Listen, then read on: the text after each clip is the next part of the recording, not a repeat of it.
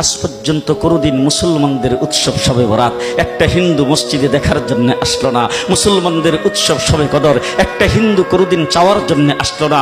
মুসলমানদের উৎসব রমজান মাসের রোজা একটা হিন্দু কোনোদিন তোমার সাথে সমাজ করার জন্য রাখলো না। একটা হিন্দু কোনোদিন তোমার ঈদের নামাজে আসলো না।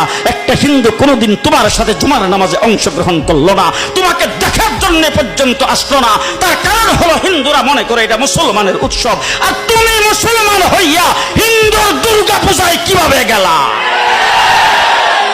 আরে তোমার কি হয়ে গেল? তোমার কি লজ্জা শরম তুমি ধুয়ে ফেলে দিয়েছো? তোমার কি কোনো লজ্জা শরমও নাই?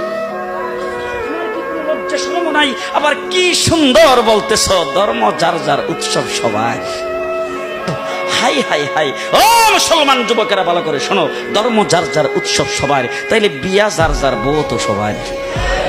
জি, বিয়ে যার যার বউ সবার, পুষ্কুনি যার যার মাস সবার, গাছ যার যার ফল সবার, ক্ষেত যার যার ফসল সবার, দোকান যার যার মাল সবার।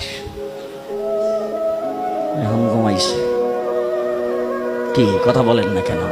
তাহলে আমার দোকানের মাল যদি আমার হয়, আমার ক্ষেতের ফসল যদি আমার হয়, আমার গাছের ফল যদি আমার হয়, আমার গাছের নারিকেল যদি আমার হয়, আমি বিয়ে করলে বউ যদি আমার হয়, মুসলমান আমার পুষ্কুনির মাছ যদি আমার হয়, তাইলে ধর্ম যার উৎসব তার।